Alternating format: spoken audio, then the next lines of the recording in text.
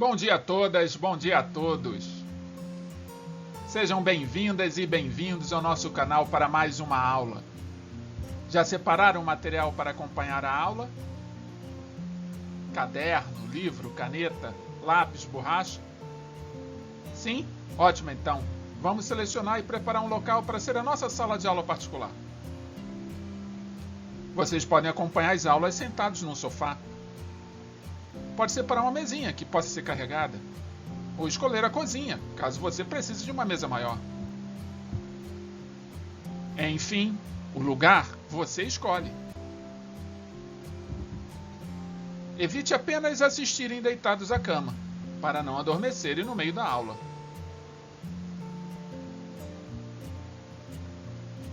E lembre-se da água. Ela é essencial para vocês se manterem atentos até o término da aula. E ao término desta aula, lembrem, assinem nosso canal. E ativem as notificações para receberem todas as aulas.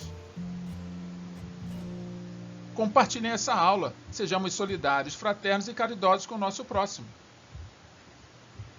Obrigado. Nos vemos durante a aula.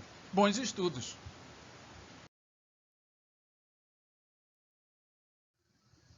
Olá a todas, olá a todos, sejam muito bem-vindas e bem-vindos a essa aula que todas as semanas nós preparamos com tanto carinho, aguardando vocês aqui. Então, muito obrigado por vocês estarem aqui presentes.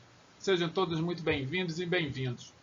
Então, hoje a gente está dando continuidade a essa temática que nós temos trabalhado ao longo das últimas aulas, essa temática associada à filosofia da arte, tão importante não apenas para as questões associadas a concurso, como o Enem, mas também as questões da nossa própria vida cotidiana que nós levamos. Porque a nossa vida é repleta de imagens, de cenários. Nós, o tempo todo, ao olhar ao nosso redor, o que nós vemos? São cenas. O tempo todo nós vemos cenas.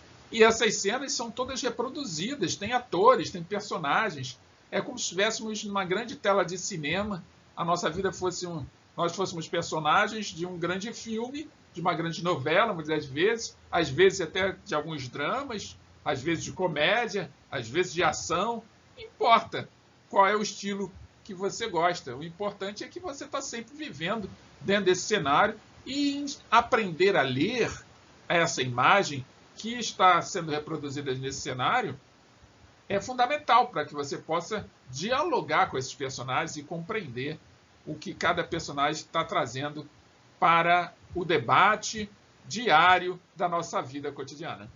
Então, está aí o tema da nossa aula, a importância de saber ler uma imagem. Eu trago aqui já um quadro bastante interessante. Observem bem este quadro. Nós temos ali 4 figuras humanas, cada uma lendo um determinado equipamento.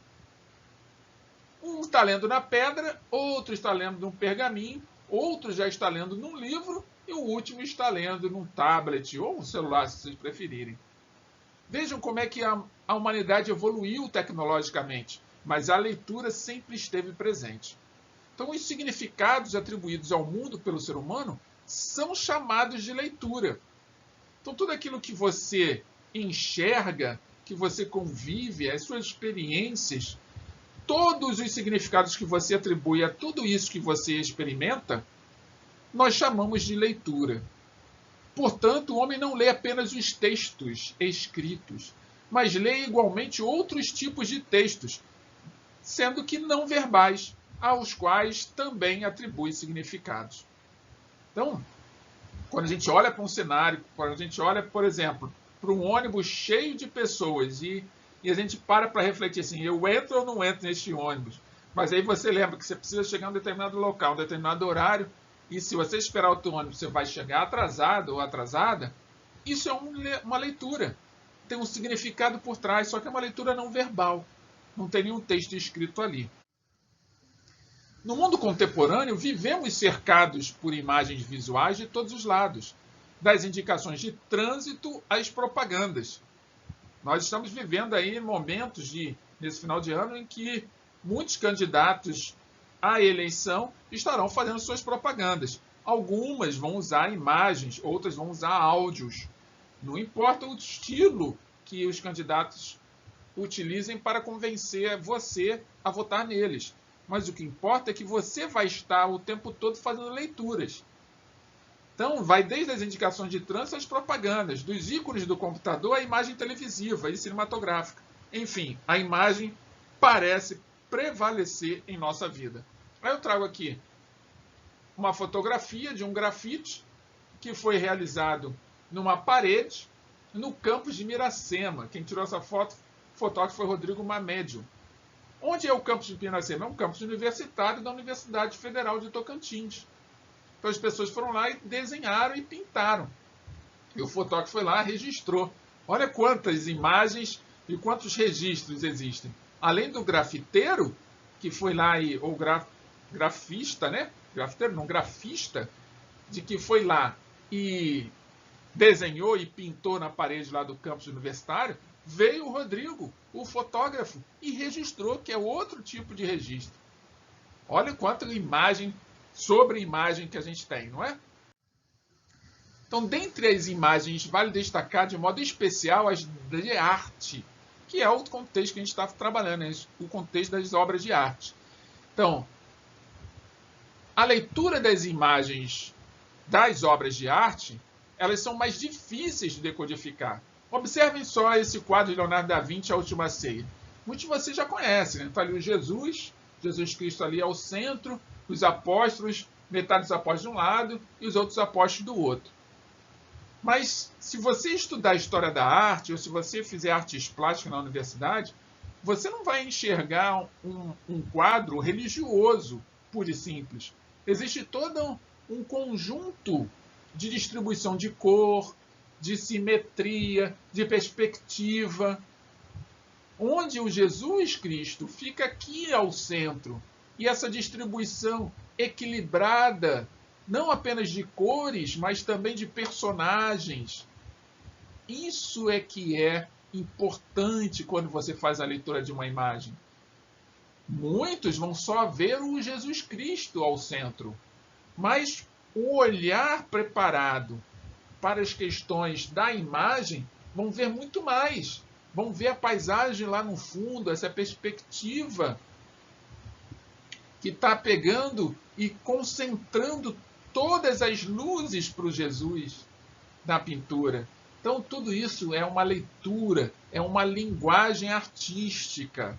E que se você estuda artes plásticas, estuda a história da arte, você vai conseguir compreender. Então, há uma informação estética que nem todos vão conseguir decodificar. Claro, porque precisa de estudo. É diferente de uma imagem de um ônibus lotado, ou de um trem lotado, ou de uma fila de um banco. Então, o conhecimento do contexto de produção da obra também vale para você compreender, para você fazer uma leitura mais adequada. E isso depende da disponibilidade de cada um, disponibilidade interna para entender a arte e a sua proposta. Então, quando se fala de leitura de imagem e quando se fala de leitura de obra de arte, é algo muito mais profundo do que uma leitura superficial de uma cena, de um contexto cotidiano. Então, a leitura de uma obra de arte abre as portas para que possamos compreender as múltiplas possibilidades do mundo vivido. Altera o modo como vemos a realidade, ao mostrar outros mundos possíveis. Olha que maravilhoso, outros mundos possíveis. Nós podemos viajar e além do nosso mundo percebido para encontrarmos com um mundo que ainda é desconhecido, mas que o artista consegue captar e registrar ali naquela obra. Então isso é concretizado por meio da imaginação criativa do indivíduo. Então você que está aí, que adora desenhar, que adora pintar, que adora fazer escultura, que gosta de escrever, todos vocês usam muito imaginação criativa e podem auxiliar a muitas pessoas a ter uma vida melhor simplesmente por estarem tendo a oportunidade de ver através dos olhos de vocês. Então, são os sentidos que vocês vão querer dar. Como vocês percebem o mundo ao redor de vocês, e coloquem esse mundo acolhido na obra, pela sua afetividade. Então, a ideia é que a obra afete os sentimentos de quem a assiste. Então, quando você faz um desenho, você precisa ali entender e compreender, se é que já não entende, que todo registro que você faz dentro daquilo que você está criando afeta o sentimento de alguém. Pode não afetar o sentimento de uma multidão, mas se afetar o sentimento de uma pessoa que seja, já valeu a pena. E eu tenho certeza que sempre vai afetar o sentimento de alguém. Por mínimo que seja o desenho, por mais simples que seja o desenho, sempre encontra no coração de alguém uma identidade. É por isso que o conhecimento estético que uma obra de arte oferece não se resume ao conhecimento de um objeto, uma pessoa, ou paisagem, ou qualquer outra coisa, mas de todo um mundo de valores, de propostas, de desejos e conhecimentos despertados no indivíduo durante a leitura de uma imagem ou obra de arte, cujas reações a esse mundo descortinado revelam o indivíduo que está realizando a leitura. E aí eu trouxe essa foto, várias pessoas dentro do museu, uma foto muito bem tirada, porque ela pega os espectros, né, do movimento das pessoas pelo salão, e tem essa pessoa aí de azul, essa senhora de azul sentada no banco, contemplando as obras que ali estão. Então ela passou a fazer parte da obra da fotografia. Quanto sentimento não há nessa foto? Quanto sentimento não há das pessoas que estão lá contemplando as obras dentro desse museu? Então vejam vocês, o mundo se descortinando e o quanto que a gente pode se envolver e ampliar nossos horizontes, invadir o desconhecido a partir do que é conhecido por alguém. Bem, chegamos aqui a esse momento importante, que é o final desse processo de discussão de obras de arte que a gente tem feito ao longo das últimas semanas. E eu espero que vocês possam agora lerem melhor as imagens ao redor de vocês, não apenas as obras de arte, quando vocês tiverem oportunidade, mas também o mundo ao redor, as circunstâncias que vocês vivem. Olhar além da imagem, compreender o que está por trás, os elementos, as perspectivas que estão ali, as paisagens que estão sendo construídas a partir dos relacionamentos. Essa é a ideia. E além das possibilidades dos olhos humanos. E é além, é ir com as possibilidades dos olhos da mente, como eu em outras ocasiões já disse para vocês. Então assim, nós concluímos mais uma aula de filosofia e antes de nos despedirmos, vamos às palavras-chave. E as palavras-chave da nossa aula de hoje são frequentação, reflexão e interpretação. Vou repetir as palavras-chave para vocês anotarem e depois colocarem no formulário de atividade. Frequentação, reflexão e interpretação.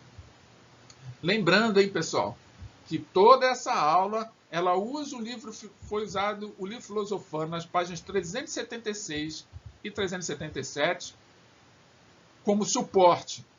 E, ao final dessa aula, daqui a pouquinho, vocês vão estar recebendo estas páginas para que vocês leiam. Leiam as páginas, aprofundam essa discussão. Escrevam nos comentários as suas inquietações, as suas interpretações, aquelas suas percepções, mandem perguntas.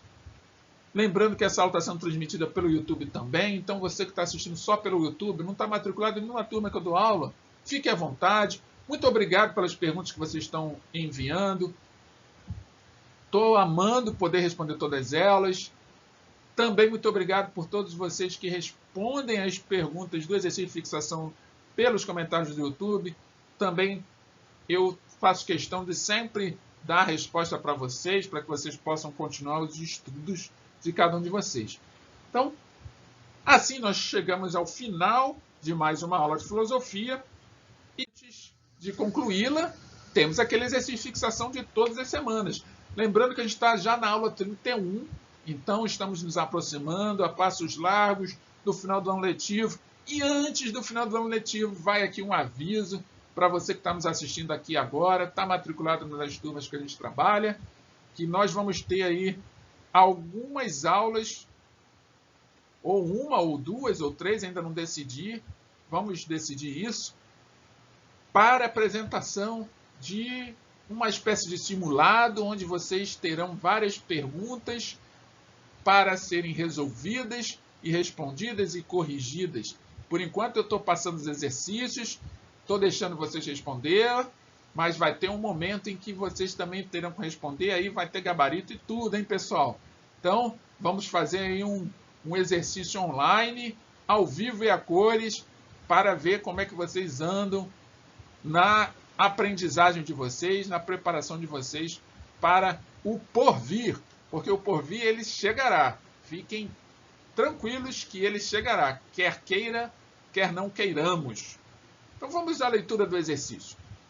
Está aí uma imagem do jornal Zero Hora, tirada em junho de 2008, que está escrito na cabeça ali dessa imagem, com esse homem, parece que é a figura humana de um homem, com os dentes cerrados, diz assim: se a informação, está bem aqui na cabeça dele, no cérebro, se a informação não chega, a opinião não sai.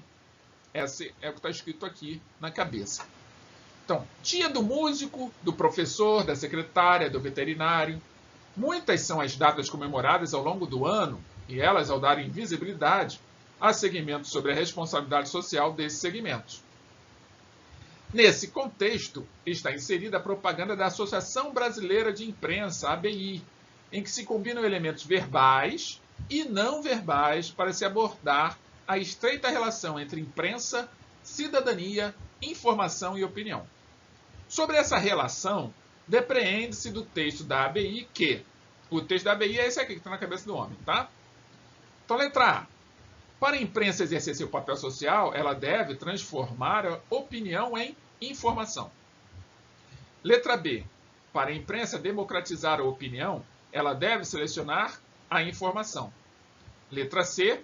Para o cidadão expressar sua opinião, ele deve democratizar a informação. Letra D. Para a imprensa gerar informação, ela deve fundamentar-se em opinião. E letra E. Para o cidadão formar sua opinião, ele deve ter acesso à informação. Então, como já disse, a aula está sendo transmitida pelo YouTube, é o final da transmissão dessa aula. Ela vai ficar gravada, então, se necessário, vocês voltem depois que a aula terminar, leem novamente o exercício e respondam com calma, com tranquilidade, convictos do que vocês estão fazendo. Combinado?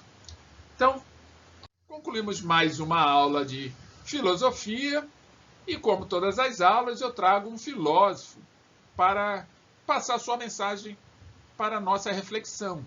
E o filósofo que eu trago hoje é o David Hume, um filósofo escocês.